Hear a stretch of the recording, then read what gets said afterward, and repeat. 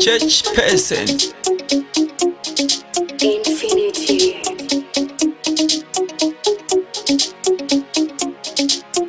Nyasha pamsoro penyasha, nyasha pamsoro penyasha. Tinokwazeni zita raishe wedu Jesu munhu waMwari.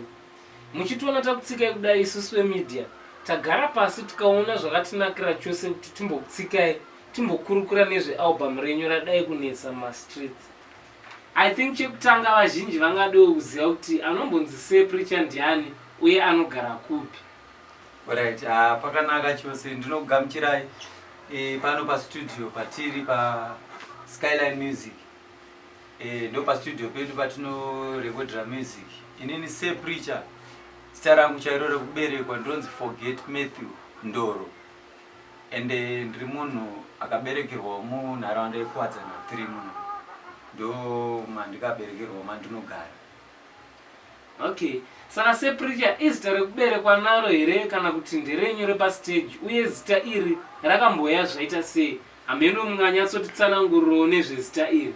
Yes, sei preacher izita rebasa. Ndo stage name rangu. Munhu mumwe nemumwe anoita music ane stage name rake raanostaja naro. Vamwe vanostaja zvavo nemazita avo ekuberekwa nawo, but a lot of people vane mazita avanozvitumidza, vanozika mwana wavo pastage. Ndo zvandikangoitawo sei preacher, semunhu anoimba achipreacher zvekare, because ndiri mushumiri waMwari. Saka music yangu yakarerekera kugospel. Saka ndakangoona kuti ndikazvitiwo sei preacher zvinenge zvakanaka kwandiri, zvino make sense. Wonderful. Saka sei preacher, sekuziva kwedu imi muri munhu waMwari uye munoimba musambo wedzechitendero. Saka veruzhinji vangadewo kuziva kuti makatendeuka rini uye munonamatira kupi. Inini ndakatendeukawo muna 2009. Mwari vakandishedza ndichipinda chechi inonzi Seventh Day Adventist. Ndo kwandikadzidza music zvakanyanya ku Seventh Day Adventist nemanotes kuti music inoitwa sei, zvinofambiswa sei. But Mwari vakazondichinjawo church nekuda kwekuti inini ndine nzira dzakawanda dzandinonzwa Mwari vachitaura kwandiri. Saka last year muna December ndipo pandikazodirect kunzi kufanira kunge uchipinda pachurch iyi paAFM ndopindira kumadokero. Ndo kwandiri kupindira, ndo church yandakadirectwa ndichinamata ipapo, ndivo vanhu vangu vandiri kubata navo. Alright, tinoda kutendai chaizvo nekunyatsokusanangura zvizere nezvenyu sei. Then tisingapedze nguva takabata chinhu chiri kupisa ichi rinova album nyowani. Rakapfekedzwa zvakanaka, as you can see macovers aya. Zvese natiri kunzwawo kutsva naro pamwoyo yedu kuti tinyatsoziva zvizere nezvaro. Saka mungatiudziro kuti makari pazita rekuti kudini rori hit album renyu? Iri album iri radai kupisa iri ndakaripa zita rekuti Love One Another. Love One Another izita randikaona rakakodzera chaizvo paalbum iri, nekuda kwekuti ndo chinhu chakanyanya chandikanetswa nacho pamwoyo. Mwari vachingotaura kwandiri kuti aiwa, taura nezverudo, taura nezverudo. Saka ndosaka ndakapa album irori riri kuti Love One Another. Alright, tinodawo kutendai chaizvo uye tichidawo kuziva kuti sei makasarudza kupa zita iri paalbum, nekuti tiri kuona pane masongs akati wandei zvekunosvika pa7 uye ane mazita akasiyana siyana. Makasarudza sei zita iri? Zita iri ndingangoti nekuda kwekushungurudzika pamwoyo kwandambotaura kuya kuti Mwari vanenge kunetsa kavaingondiita pamwoyo kuti iyi message semuparidzika.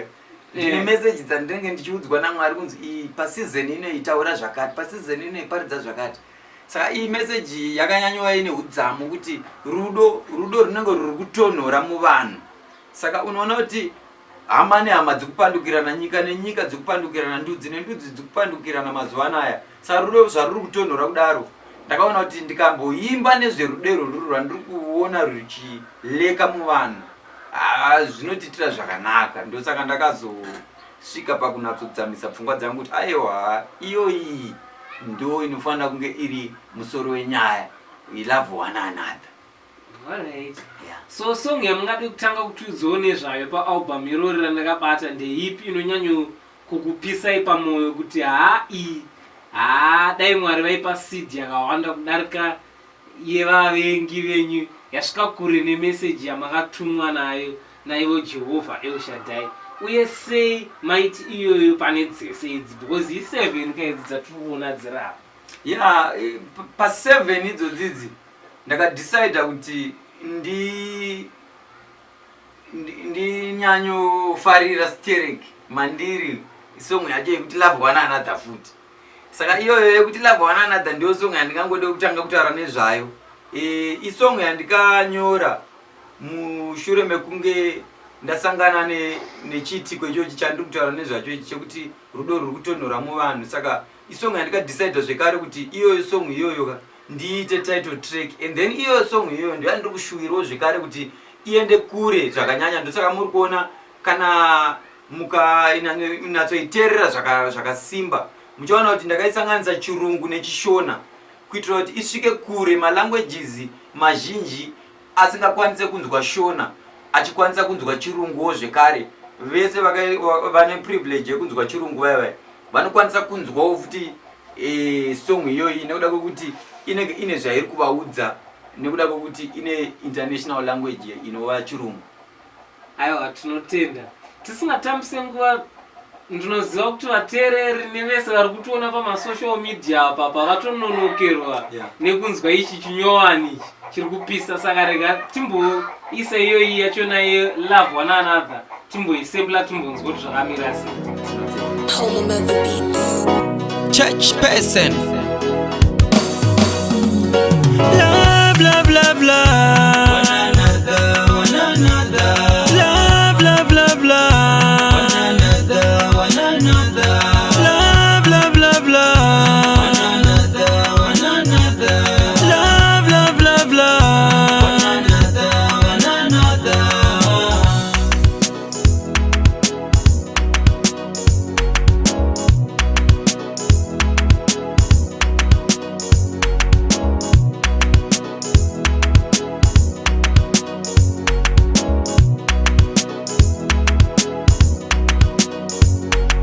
Ida mumwe wako sekuzvida kwaunoita.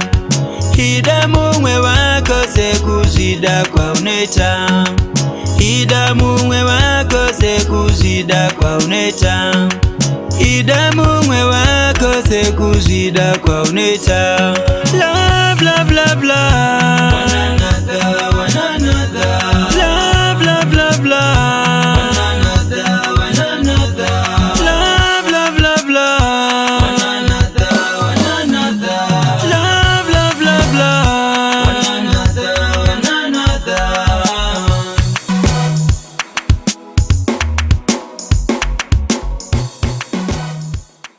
Okay. Tiri kuona pasidhi renyu randikabata right now pane song zvakare yakanyorwa iyo kuti tafura. Hameno munganyatsontsananguriro kuti yakamboita seiko tafura iyoyi yamuri kutaura nezvayo? Ya tafura iri kunzi ndakudawo tafura ipapapa zvokuti nyaya iripo ndeyekuti takazongoona kuti rega tingonyora kuti tafura chete, but nyaya iripo ndeyekuti ndakudawo tafura. Hozi nguva inoyi yandava inoyi ndakunatsofila mandiri ndikunzwa kutsva kuti aiwa ndakufanira kunge njirarama upenyu hwakanaka. Saka ndinenge ndichichema ipapapa kuti ndiri kutsvagawo nyasha dzekuti ndimbosiyawo kuchema. Saka nyaya iripo ndeyetafura kuti ndakudawo tafura ipapapa. Alright, breakthrough tafura yedu. Yes. Okay, hatinotenda zvikuru nekutsanangura zvizere nezvesong iyoyi.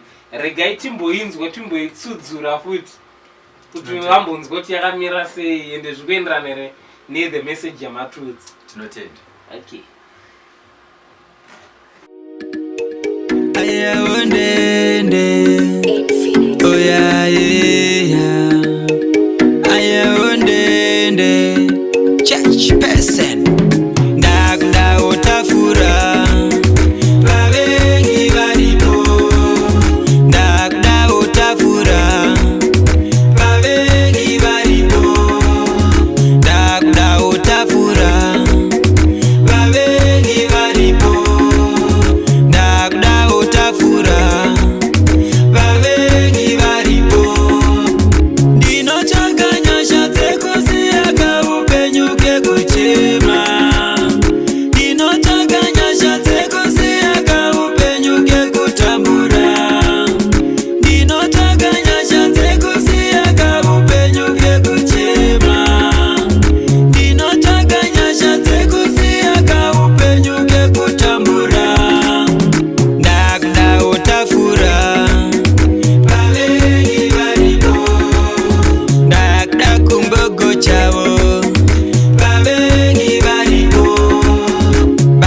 rakanakisa. Vavengi varipo, ndichipenya ndichishaina. Vavengi varipo.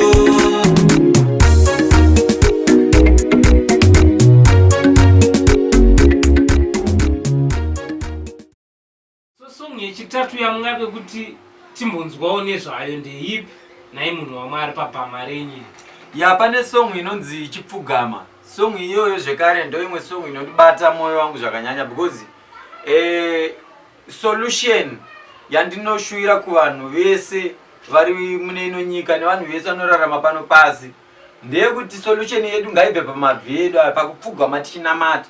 Hongu tinokwanisa kunamatirwa nevamwe vanhu, hongu tinokwanisa kutsvaga rimwe rubatsiro rwakasiyana siyana, kasi chinhu chandikaona inini chakanyanyokosha kupfugama iwewe uchinamata. Mwari vanokunzwa, Mwari vanokuitira zvakanaka. Saka song iyi inonzi Chipfugama isong yandinoshuwira kuti dai vanhu vakwanisa kumboita mukana wekumbonatsoiteerera zvakasimba, vambonatsokunzwisisa kuti iri kumboda kureva kuti kudii. Vakaita sekudaro Mwari anovaitira zvakanaka. Church person. Infinity. Zvarwadza zvaoma zvakwidza, zvakutambudza mupfungwa. Ariko ane hanya neupenyu hwako, zvese zvaunoda ndokupa. Chipfugama udane kuna Mwari wedenga. Chipfugama udane kuna Mwari wedenga. Chipfugama udane kuna Mwari wedenga. Chipfugama udane kuna Mwari wedenga. Chipfugama udane kuna Mwari wedenga. Chipfugama udane kuna Mwari wedenga. Chipfugama udane kuna Mwari wedenga. Chipfugama udane kuna Mwari wedenga. Munamato une simba unorerutsa zvinorema. Munamato wakaita sarumwe neshumba mgomba Dhaniero. Mwari ane hanya neupenyu hwako, saka usatya. Chipfugama udane kuna Mwari wedenga. Chipfugama udane kuna Mwari wedenga. Chipfugama udane kuna Mwari wedenga. Chipfugama.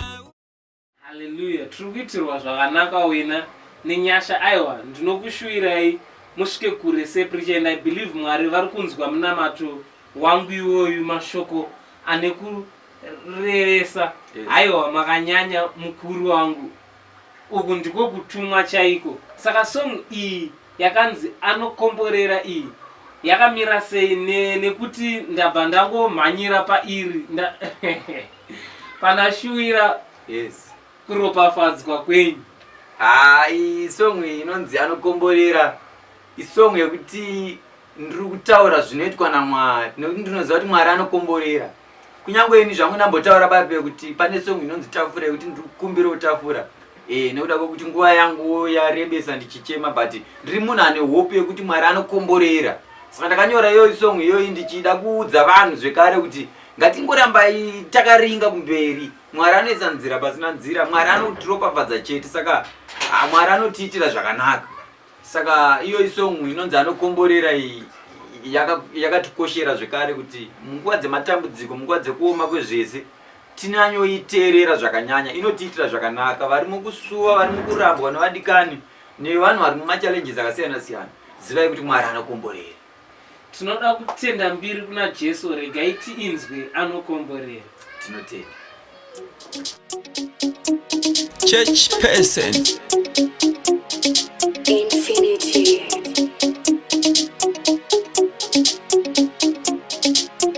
Nyasha pamsoro penyasha, nyasha pamsoro penyasha, pamsoro penyasha, nyasha pamsoro penyasha, nyasha pamsoro penyasha, pamsoro penyasha. Anoropafadza, anoropafadza, anoropafadza, anoropafadza. Anokomborera, anokomborera, anokomborera, anokomborera. Anoropafadza, anoropafadza, anoropafadza, anoropafadza. Anokomborera, anokomborera, anokomborera, anokomborera.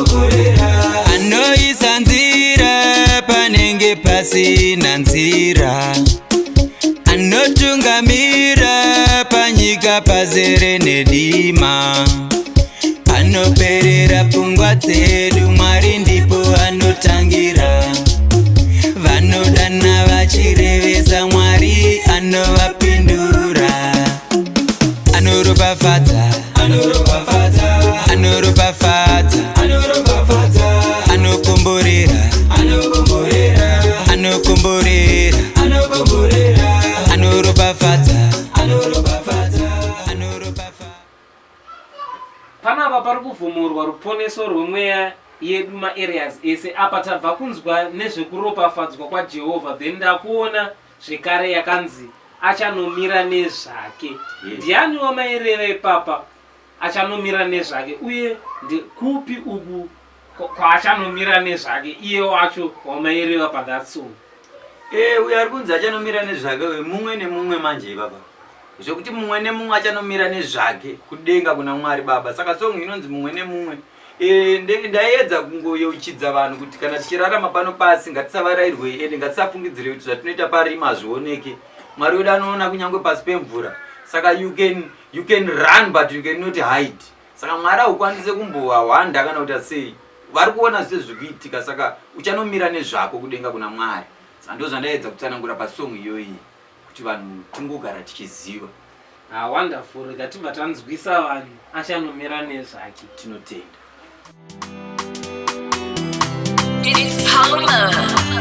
Church person, zvakavigwa pamoyo, tichazviona zvichabuditswa pachena.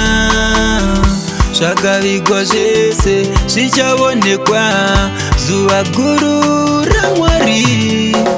Mumwe nemumwe achanomira nezvake kudenga kuna Mwari Baba. Mumwe nemumwe anonomira nezvake kudenga kuna Mwari Baba. Ama mumwe nemumwe achanomira nezvake kudenga kuna Mwari Baba. Mumwe nemumwe anonomira nezvake kudenga kuna Mwari Baba. Ukaita chakanaka unenge wazvitira, ukaita chakaipa wazvitira. Ukaita chakanaka unenge wazvitira, ukaita chakaipa wazvitira.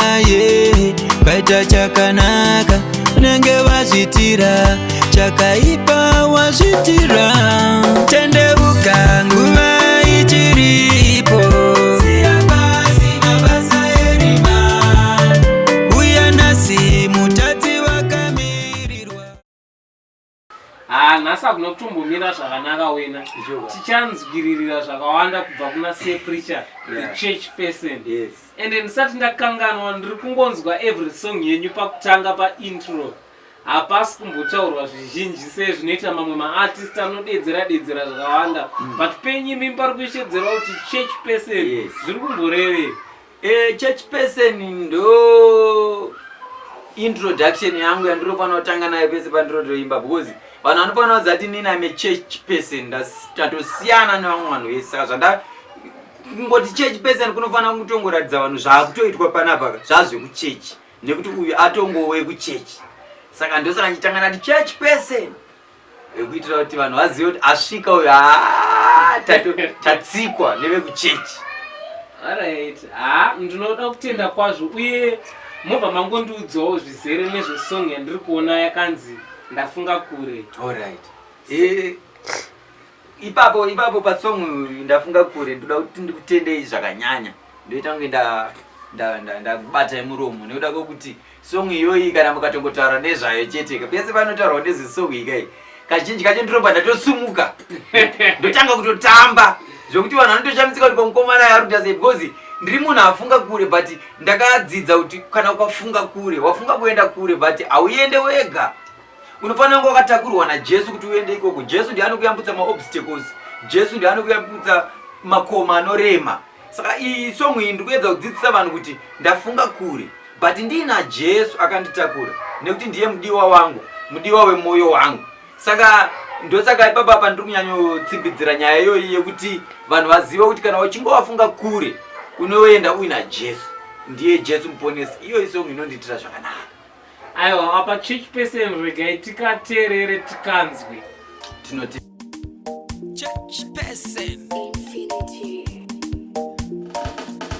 Nafunga kure, naiye Jesu wakanditakura. Nafunga kure, naiye Jesu wakanditakura. Nafunga kure, naiye Jesu wakanditakura. Nafunga kure, naiye Jesu wakanditakura.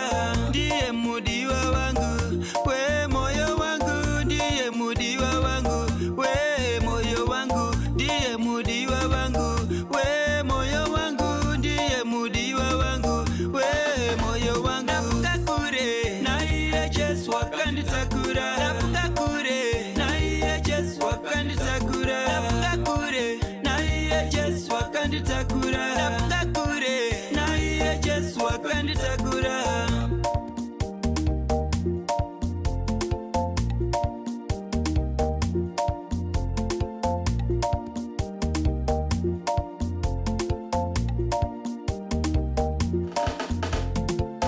Ndi Jesu chete, ndi Jesu chete, ndiye mudiwa wangu, we moyo wangu. Ndiye mudiwa wangu, we moyo wangu. Ndi Jesu chete, ndi Jesu chete, ndiye mudiwa wangu, we moyo wangu.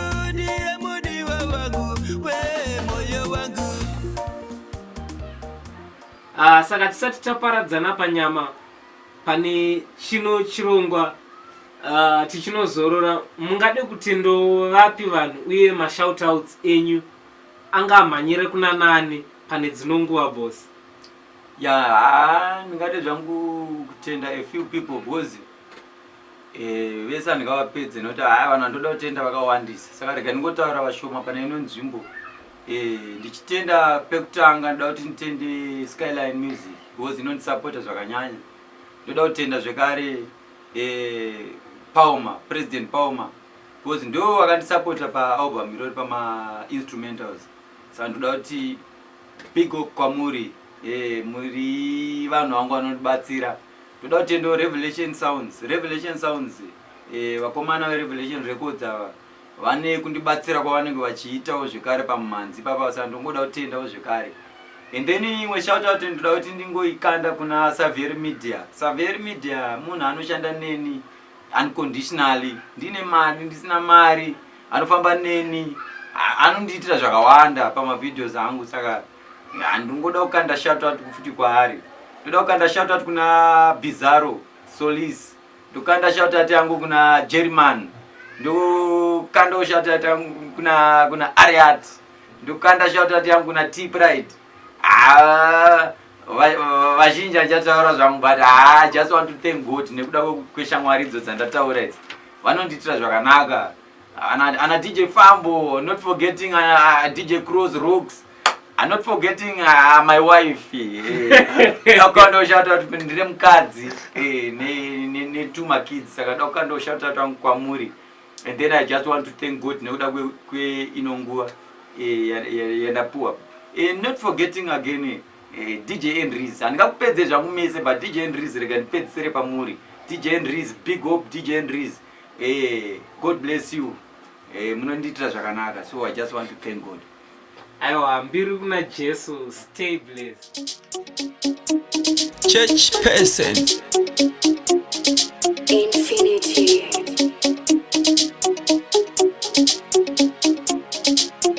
Nyasha pamsoro pe nyasha, nyasha pamsoro pe nyasha, pamsoro pe nyasha, nyasha pamsoro pe nyasha, nyasha pamsoro pe